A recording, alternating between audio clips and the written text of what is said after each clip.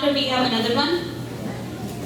This is Satvikam Shivan's grown-ups batch is presenting Ganesh Vandana, a god of tremendous wisdom, intelligence and presence of mind, has 4 hands, elephant head and a big belly.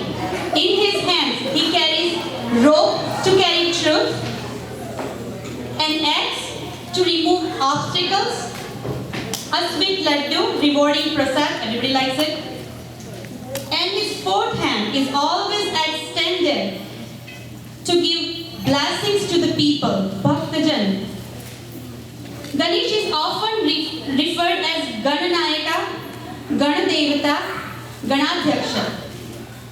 Ganesh Vandana, a prayer of leader of the group, is performed by Kasturiji, Rashmi and Neetu.